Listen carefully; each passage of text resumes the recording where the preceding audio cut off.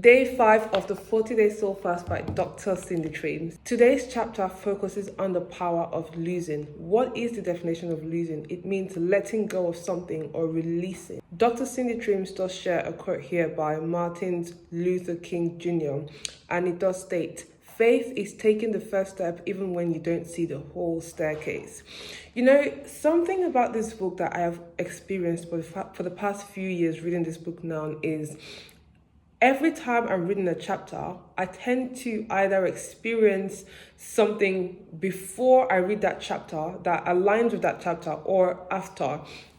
And today, this morning, I woke up with some feelings, and these feelings were particularly from the past. And for some reason, in my head, I was like, I thought I'd gotten over these feelings. I thought I'd gotten over this situation. Why is it coming back? And of course, it was because I had seen something that triggered that memory, okay? A lot of the times, what happens to us is that we hold on to some unpleasant experiences like hurt, pain, rejection, old ways of thinking, limited ways of thinking that does not serve our future. So I believe that she's calling us to be set free from our former life of pain, of hurt, of being in the down, in depression, of rejection, whatever it is that you're faced in your former life. The past does not define your future. So I believe she's calling us to be set free from the old, from the past, and begin this journey of becoming a new person. Begin this journey of gaining new experiences, of making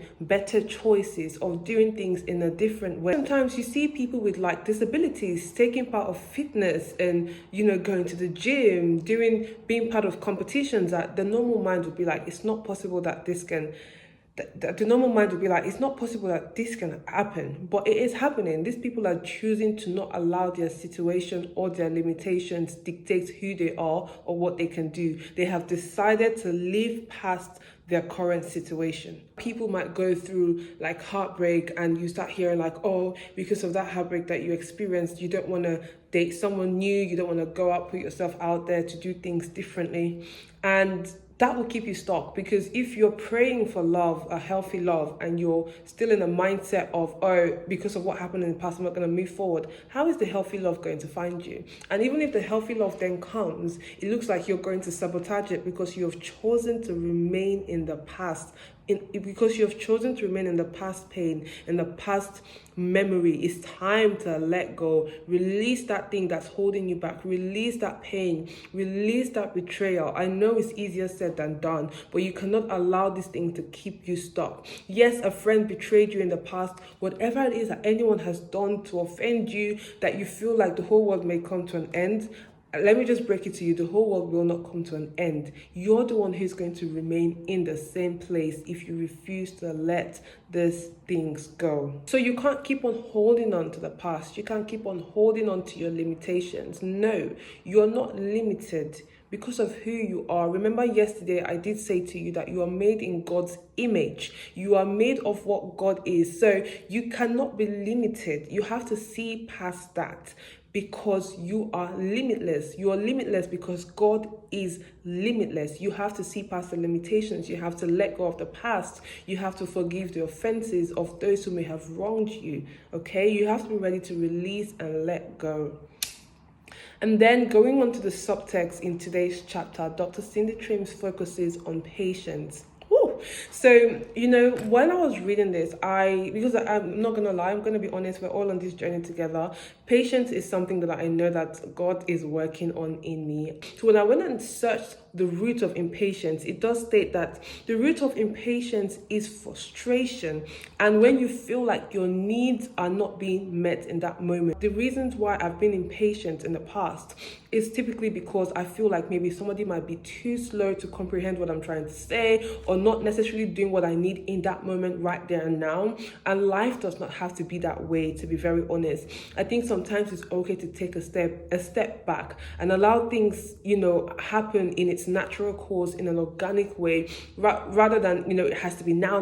If it's not now, like someone's gonna die. So a lot of the times impatience can cause you to say things that you would regret, you know, It will cause you to be anxious, to be angry, and just cause unnecessary things. With growth, you have to be patient. Even with myself, knowing that, okay, I may be someone who tends to be impatient. Now that I'm aware of that, I have to be like patient. So even if I find myself in moments where I'm not being patient as I would love to, I can hold myself. I can, call myself back to order and be like, okay, Ngozi, you're not being patient right now, but now that you are aware and that you've brought it back to consciousness, you can begin to practice it in this moment. And that's me being patient in myself while learning to be patient. Okay, anything in life, even if you're trying to build a certain kind of character, you desire to be a certain way, you can't get there in a day. It will take time, one step at a time. Okay, like if you were someone who was constantly angry for the past 20 years of your life,